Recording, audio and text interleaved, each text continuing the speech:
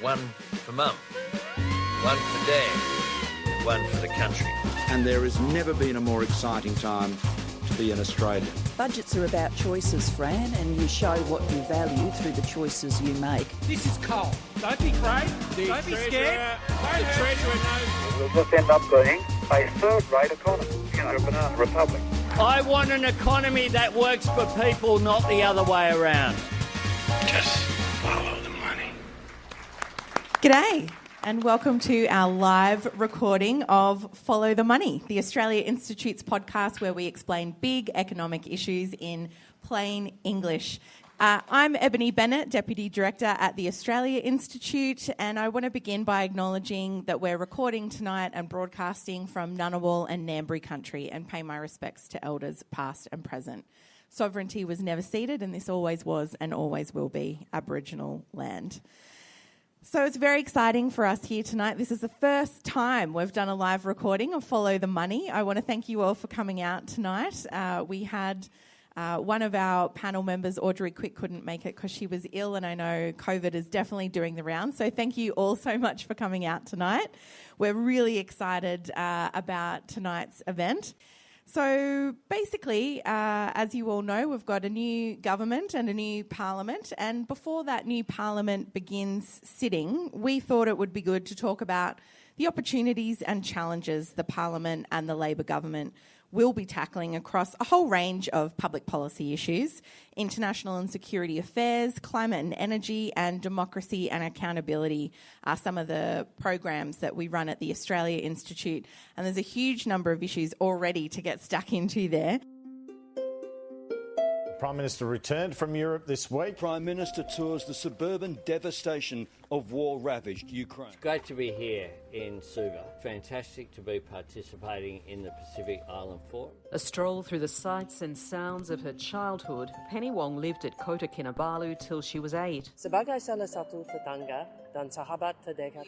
Have you managed to strike the right balance between overseas and domestic priorities? The flooding emergency in New South Wales shows no sign of abating, with 45,000 people under evacuation orders. The worst flooding in 7 decades. Of enshrining a 43% carbon emissions reduction target. We need to be at much more than 50% by 2030. I want to see a target with integrity. There's some real concerns about the way that we're actually getting to whatever target we set. Because at the same time, the government appears to still be approving a significant number of gas projects, and there's a lot of coal projects in the works. The former government promised a gas-fired recovery and left us a gas bin fire. Is there something you can do right now to ensure that my next power bill is not an absolute nightmare? Drop the case against Witness Bay. Today I have discontinued the prosecution of Mr Bernard Collaery under Section 71 of the Judiciary. Truth in political advertising. What changes are needed? The federal government has said they will look at this. As you will well know, the Albanese government has been very busy since taking office. The Prime Minister and many other ministers have been on a bit of an international charm offensive to mend fences with allies and other countries that have and other relationships that have deteriorated. At home, Minister for Climate Change Chris Bowen has made it clear that legislating Labor's 43% emissions reduction target will be a priority in the first sitting weeks of the new parliament. The Attorney-General has been busy as well, dropping the prosecution against Bernard Collaery and announcing a review of the AAT, so we'll get stuck into that. All that and more. And on that note, I'm delighted to introduce our panel tonight. Alan Beam is head of our International and Security Affairs program. Sumithri Venkatasubramanian is one of our Anne Cantor Fellows, our fabulous Anne Cantor Fellows. I think there's a few others in the audience here tonight working in our Climate and Energy program. And Bill Brown is the head of our Democracy and Accountability program. A round of applause for our panel tonight, please. And I think special thanks to Sumithri, who's filling in very much at the last minute. So we very much appreciate that. Alan, I want to start with you. The Prime Minister, as I said, has been very busy internationally, as well as a lot of his ministers. He's not the only one been attending important forums and things like that. What are some of the key outcomes that people should know about from this charm offensive they've been on and the various meetings they've been to? Well, Ebony, charm offensive is your word, and I think it is completely accurate. because God only knows for the last decade or so we've been pretty charmless. And it was about time, I think, that a government did something about our position and our image internationally. And boy, didn't they start quickly. Penny Wong was out of the blocks very early to go to the Solomons and Fiji and try to do something about restabilising the Pacific. The Prime Minister was straight off to Japan for a meeting of the Quad. Claire O'Neill went to Sri Lanka because we'd had some refugee issues just in the lead up to the election. Tanya Plibersek went to the Oceans Conference in Lisbon. Then Penny Wong went to Indonesia with the Prime Minister. She went then on to Malaysia and went to her hometown, which I think was a really significant thing for her to do, and something which people in Asia really understand, because that's what you do if you come from a hometown. You go back there. And I think the resonance of that was really immediate in Malaysia and in Singapore. Richard Marles went to Singapore, then he went to India, and he's right now in the United States. So that's a pretty active sort of first 6-7 weeks for a new government, and all of it very necessary. I think the most important of those meetings, apart from the early step into the Pacific by Penny, was the Prime Minister's visit to Indonesia. I think that was an incredibly important visit. It's a country that we have neglected very seriously. And I think the Prime Minister's visit to Madrid was also a very significant visit, not least of all because of a stunning change in strategic policy on the part of the Europeans, and particularly NATO. Any of you who've had a look at NATO's new strategic concept would have been, I think, really surprised, as I was, to find that there was a paragraph dedicated to China, which says that China is a threat to their interests, to their security and to their values. And I understand that to mean that the Europeans have given recognition to the arrival of China as a global power and have recognised that global power as a threat to them. I think that's really significant, and the Prime Minister was in the midst of that. So I think that sort of to sum it, and the Prime Minister's right now in the Pacific Islands Forum meeting. So I think with all of that, it means that we have a government which is seeking to reposition Australia as a country with some significant agency that is capable of making a change, of contributing to prosperity and the betterment of the conditions of the people in the world, but particularly in our part of the world.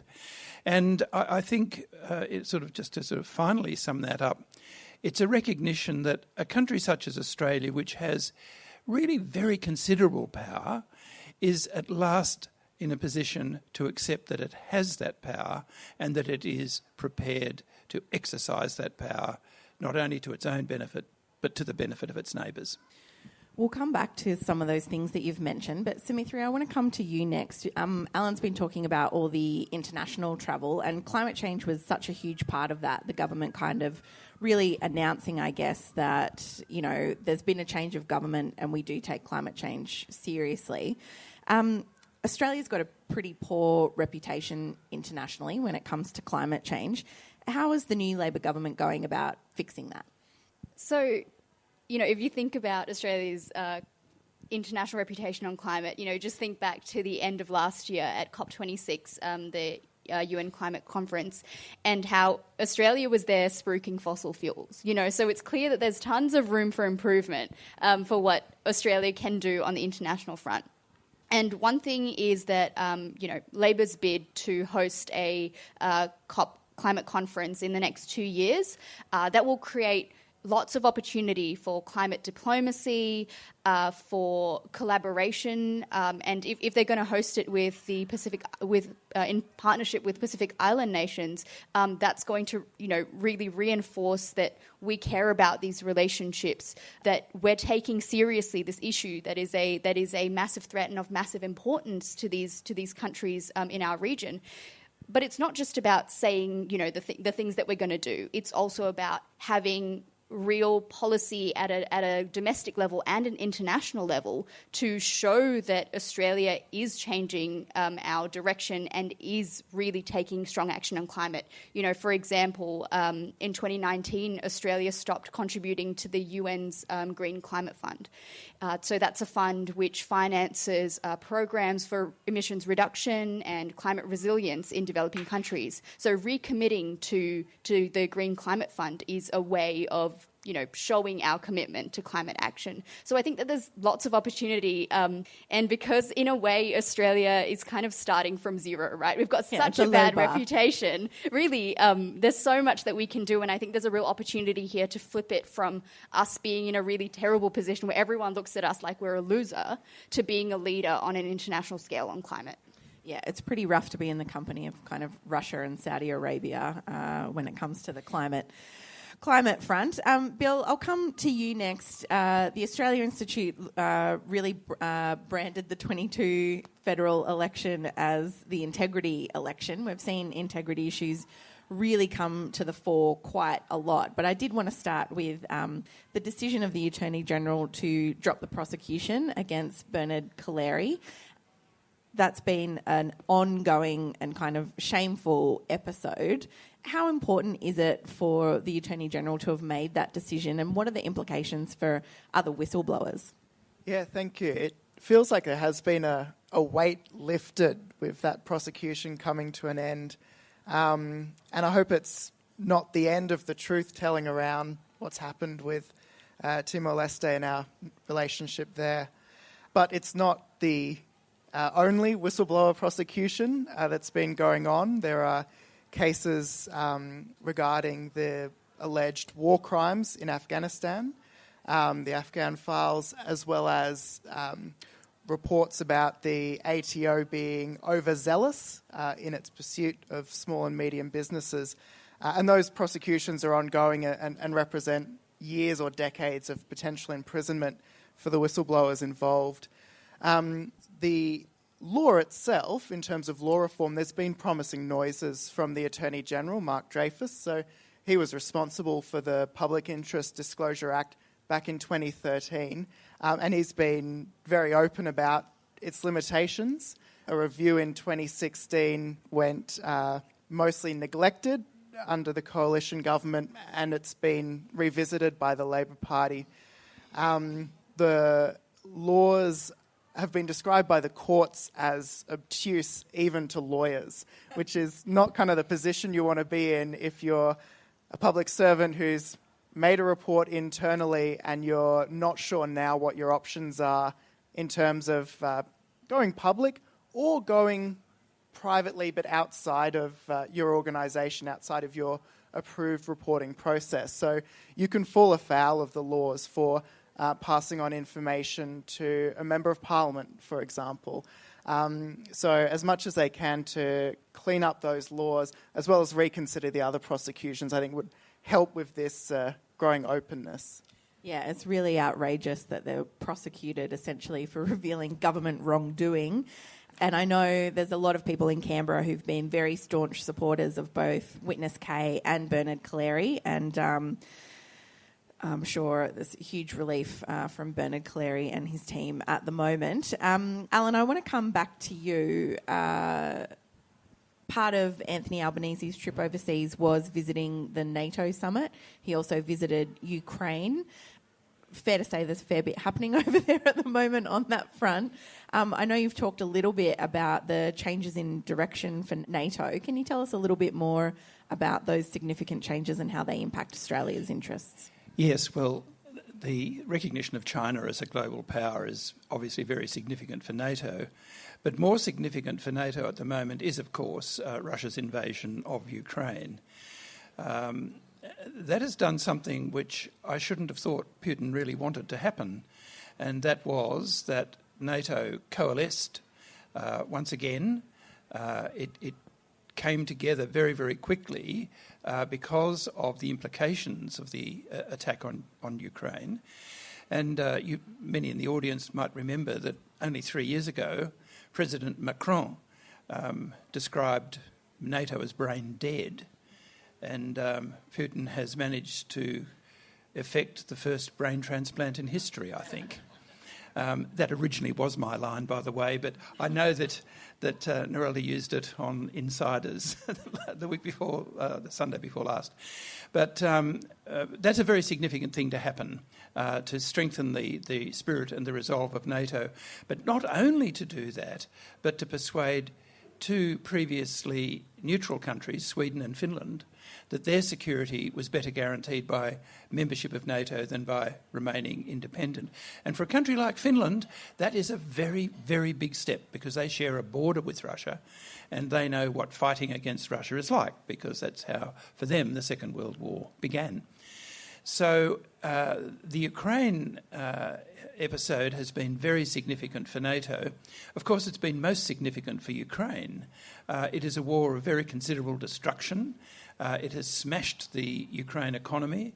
The people are proving, for the time being, to be very resilient and to take the war right up to the Russians.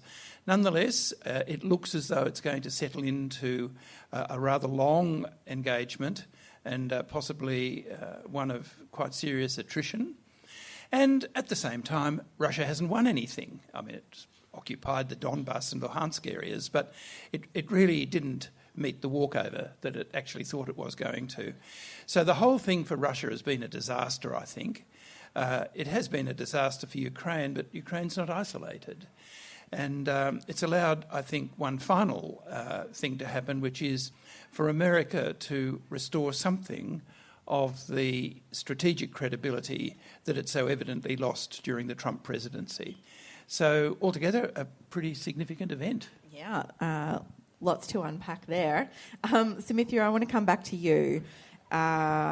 We've talked about what's happening internationally, but domestically, Labor's also seeing a bit of a baptism by fire here. We've got, within the first few months of them coming to power, devastating floods on the east coast of Australia, an energy crisis, a crisis in our national electricity market, although long-term listeners will know it's not a gas crisis, it's a gas export crisis, as we've talked about before.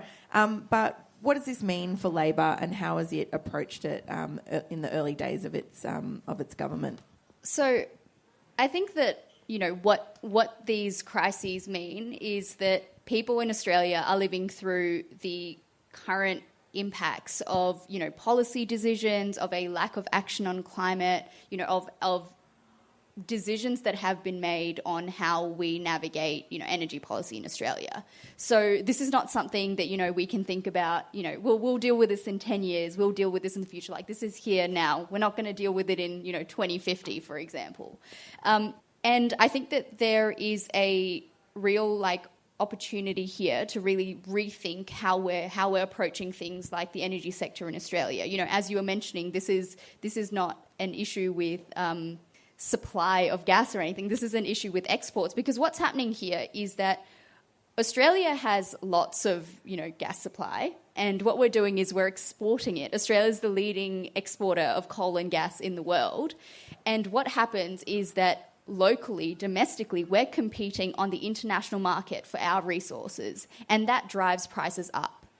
But addressing this could, you know, Australians could have cleaner, cheaper, more reliable energy and electricity if we transition to renewables. Because right now we are subsidising our fossil fuel industry. You know, in the year 2020, 2021, in the federal budget, there were $9 billion that went to subsidising and supporting the fossil fuel industry. If we take that money and we use that to fund a transition to renewable energy, then that will not only address, you know, this energy crisis, but also coincidentally and really conveniently also put us on a path where Australians don't have to worry and be living in fear of floods and fires and not knowing, you know, what the future has for us. Yeah, because some of those communities, it's the third or fourth time they've flooded this year. A lot of them experienced bushfires in the couple of years before that. So it really is climate impacts that are here with us right now. As you said, it's not 2050. Yeah, and I think that, you know, the Labor government has said that they want, you know, 82% of electricity in Australia to come from renewables. I think that's great. But even if we do put a lot of, money and investment into growing renewables, if we're still doing the fossil fuel thing, then we're still going to have emissions. We're not going to be stopping climate change. Having more renewables without reducing fossil fuels is not going to solve the issue of climate change. What we really need to do is to make a clear shift from fossil fuels to renewables. Bill, coming back to you on integrity issues, we've seen a recent announcement too. I know the Australia Institute for a long time now has been pushing truth in advertising, political advertising laws.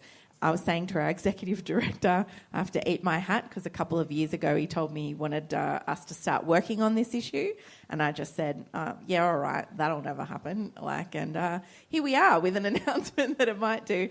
But tell us a little bit about the history of truth in political advertising laws, because it has been, I think, a long time coming. And what is the new parliament kind of looking at? What is Labor proposing to the new parliament?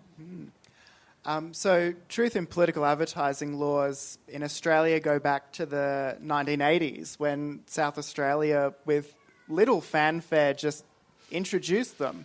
And they kind of ticked along there from 1985 with revisions in 1995, survived Supreme Court challenges on constitutionality.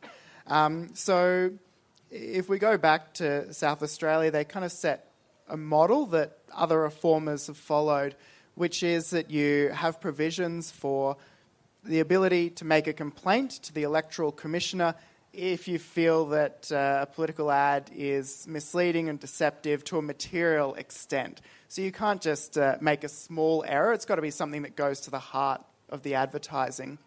The Commissioner has the ability to review, and then they can order that to be withdrawn or retracted or both. So ad taken down, but then also you have to explain that you were misleading people. And South Australia kind of survived as an enclave doing things like that for 30 years, with pushes from time to time at the state level or the federal level as well. But I think in recent years, the promising news is there's been this growing momentum for truth in political advertising, but part of the reason for that is because it feels like the misleading advertising has become so much more prevalent, so much harder to combat, and that's kind of necessitated this further push. So recently in 2020, here in the ACT, we got truth in political advertising laws legislated, thanks to a Greens crossbencher, Caroline Lakuta, but with the unanimous support, Labor, Liberal and the Greens all voting in favour. Unheard of. Yeah, that's right. And it really helps, I think, with ensuring that these laws endure, that they do have the support of all parties. They haven't been tested in a territory election yet. They came into force last year. But now we've got federal Labor lending its support as well. And that reiterated by Special Minister of State Don Farrell last week. That probably owes as well to Zali Steggall, who's been pushing this with her own private members bill. And she's provided something of a template for how you could do it at the federal level with innovations on the South Australian model, 30 years old at this point. So it's kind of promising. It's more promising than it has been, but it'll go to JSCAM which is the Joint Standing Committee on Electoral Matters, before it gets legislated. It's one thing that we've found, the more that we've worked on it, I think people are always shocked, that you can lie. It's perfectly legal to lie in a political ad. So good to see some movement on there. Alan, China is obviously, you've mentioned it a couple of times already. It's certainly, I think, part of the discourse around the PIF at the moment and its lobbying efforts in the Pacific to date. But I'm also sensing, particularly from some people in the conservative side of politics, a real pushback about the idea of mending any fences with China, about picking up the phone to China. It seems to be that kind of any contact there is suspect. But I know you've been very invested in saying, we've got to invest in diplomacy, and we've seen the Foreign Minister Penny Wong meet with her counterpart on the edge of the G20. How important is that to kind of resetting that relationship, or at least defrosting it? Well, it's terribly important. The fact is China's here. There's nothing we can do about that. And it is continuing to grow. It's going to be more here than it has been. It is interesting to think, isn't it, that in December this year, it'll be 50 years since we recognised China and established diplomatic relations. 50 years ago, China's economy was smaller than Australia's. So in 2 generations, we have what is arguably the second largest, if it's not the largest economy in the world, and it's going to keep growing. So we've got to get our minds around what that means for us, what it means for us strategically, what it means for us from a national defence point of view, but also, I think, as importantly, what it means for us economically, what it means for us politically and socially. Now, we haven't done that, and the last way you tackle those problems is to go out and start barking at the moon. It just doesn't help. It might make you feel good, but it does nothing for the moon, and it does even less for anyone else who happens to be watching you. So we've had a lot of free advice from the countries of Southeast Asia about how we might more profitably conduct ourselves, and it looks as though we're beginning to listen to that advice. But you're quite right in saying that the echoes of confrontation and dissent continue. The interpretations, for example, put on what are being variously called the 4 demands, or whatever one wants to call the items listed in the Chinese version of what happened between Foreign Minister Penny Wong and the Chinese Foreign Minister Wang. The fact of the matter is that the Chinese made no demands whatsoever. That a good translation of the communique put out by the Chinese embassy here in Canberra is actually quite positive. It's constructive and quite gentle in its language. And yet you would be forgiven for thinking that the Chinese have dug themselves in and that we should dig ourselves in as well.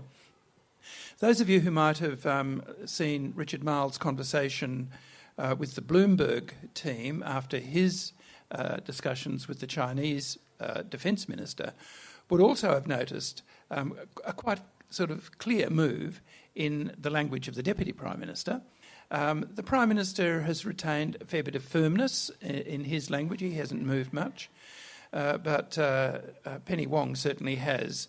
It's interesting that she's moved away from the word normalisation because she recognises, as I think most of us do, that we're going to head towards a new normal, not the old one. So she's using a word like stabilisation in the relationship.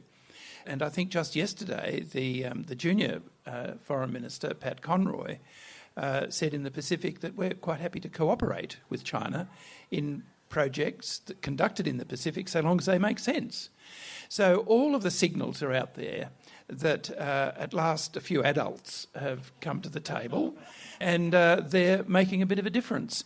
It'll take them a little while, I think, to bring the rest of the community along with them, but already I know from my own discussions with the business community that it's high time for them to stabilise the economic relationship, and they're right behind what the government has started to do. Yes, I should think there'd be a huge number of Australian producers who'd like to be very much exporting back to China again. Sumithri, the new parliament has effectively a climate supermajority. Climate was a very big issue for not only Greens voters and the election of Greens in particular Brisbane, but obviously all the independent candidates who rang on strong platforms of climate action. We know that Labor is going to be legislating its 43% target when Parliament returns.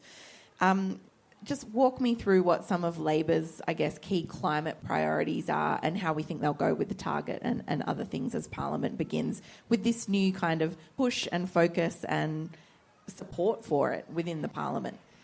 people in Australia voted for climate, but not only did they vote for climate, they also voted for integrity. You know, a lot of those independents who ran on a platform of climate were also calling for stronger integrity measures in Australian institutions, and I'm sure that, you know, Bill can speak very well to that.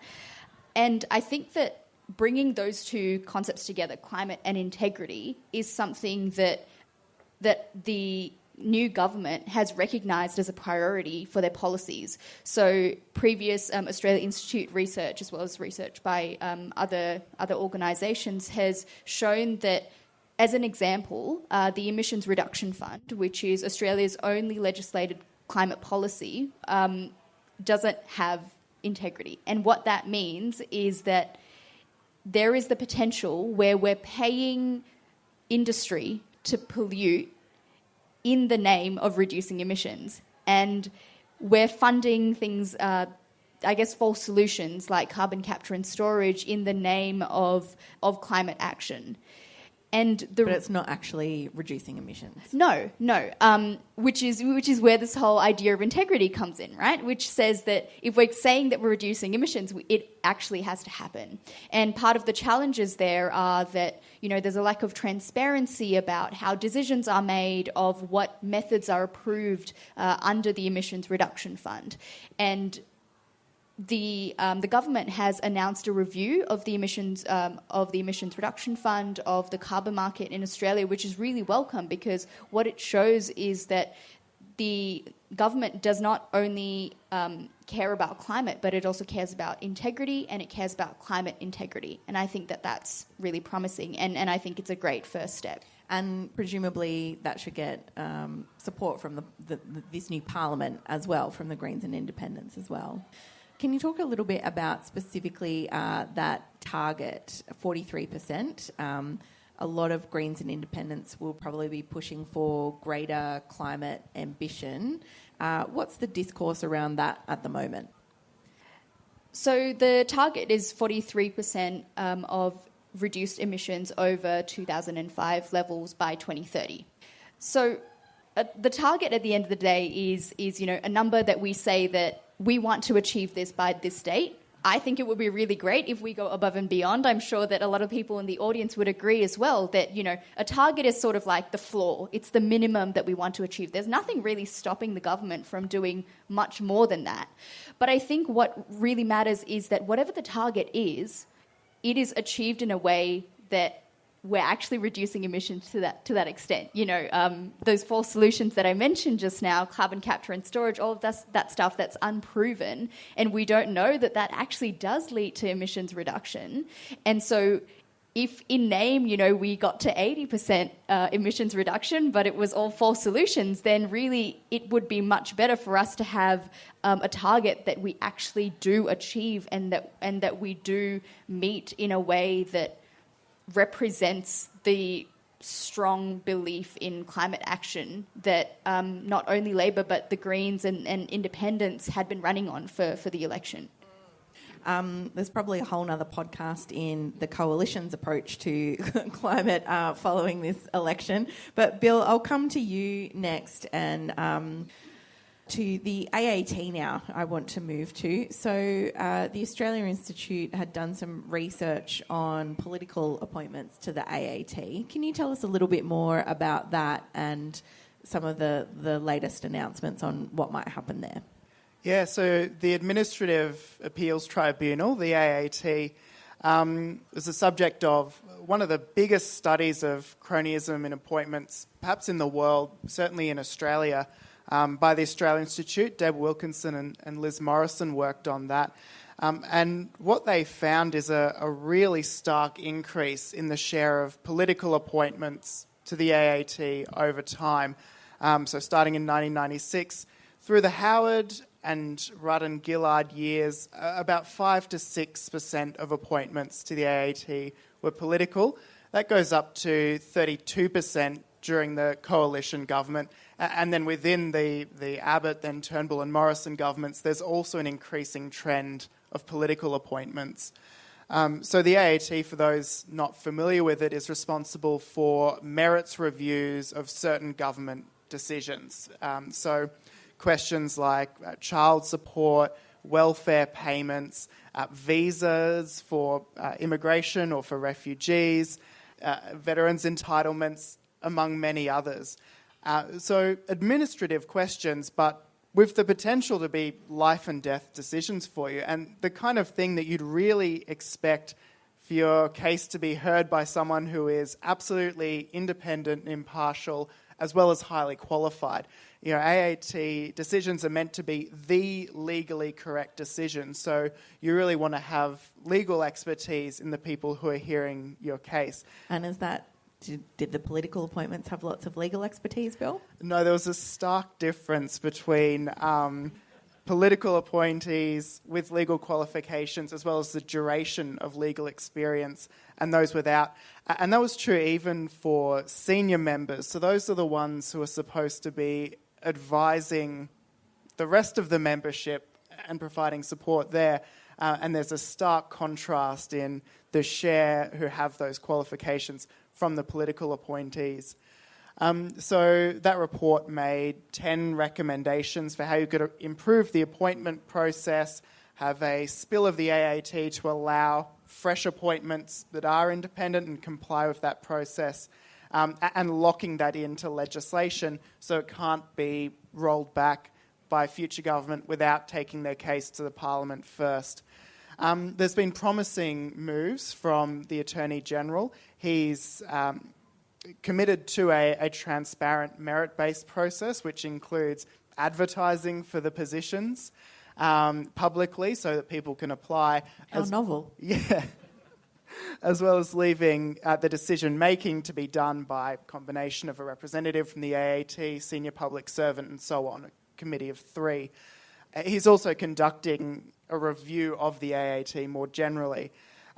It doesn't go all the way to the recommendations in the Australia Institute's paper, which includes stricter rules about who can be appointed, as well as a particular appointment process that's laid out and, as I said, locked into legislation so it's secured, and an independent review rather than one happening through a minister.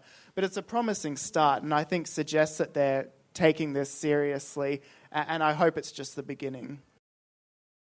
I'm afraid that's all we've got time for. Thanks very much, everyone. This episode was recorded live on Wednesday, the 13th of July, and things may have changed since recording. Can I get a round of applause for our panel, please?